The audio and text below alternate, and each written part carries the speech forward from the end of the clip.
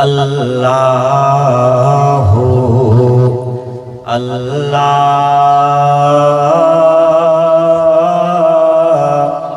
अल्लाह अल्लाह अल्लाह अल्लाह।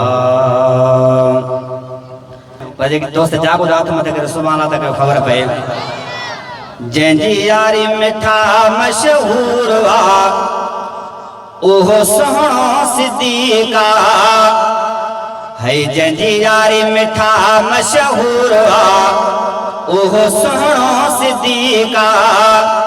हिजरत वारी रात भलारी रसूल जो थियो रफीक आ ओहो सोहणो सिद्दीका। जंहिंजी यारी मिठा मशहूर आ ओहो सोहणो सिद्दीका। ओ नंगदार नबी खे न्याणी दिनाई रूह जी राहत राणी दिनाई है। नंगदार नबी खे न्याणी दिनाई रूह जी राहत राणी दिनाई। वतन वारो जवान भलारो सुहिणो सदाई शफीक आ ओहो सोहणो सिद्दीका। जंहिंजी यारी मिठा मशहूर आ ओहो सोहणो सिद्दीका।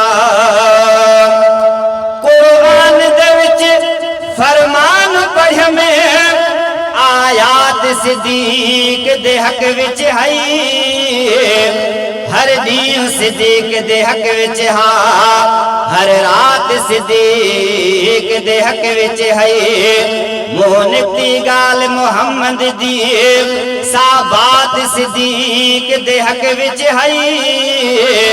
ओ चंद लोग मुनाफिक मुर्तद कायनात सिद्दीक दे हक विच है। सुभान अल्लाह सुना कोंदा गयो। ओ को कहते तो पाण पदाए सिद्दीक नबी जो तो यार सदाए है। को कहते तो पाण पदाए सिद्दीक नबी जो तो यार सदाए। अरबी इमामा त सिद्दीक गुलामा जहें यार जी कई त सिद्दीक या ओहो सोहणो सिद्दीका। जंहिंजी यारी मिठा मशहूर आ ओहो सोहणो सिद्दीका। है गार जे अंदर डंग सठाई सूत न पुते पैर कयाई पैर न खड़बो हर दर्द बि सहिबो सब सूर सिद्दीक ठीक आ ओहो सोहणो सिद्दीका। जंहिंजी यारी मिठा मशहूर आ ओहो सोहणो सिद्दीका। है सिद्दीक जा जेके आशिक़ आहिनि हथ रखणी हाकिम खे ॿुधाइनि। सुभान अल्लाह तक खबर पए है सिद्दीक जा जेके आशिक़ आहिनि हथ रखणी हाकिम खे ॿुधाइनि।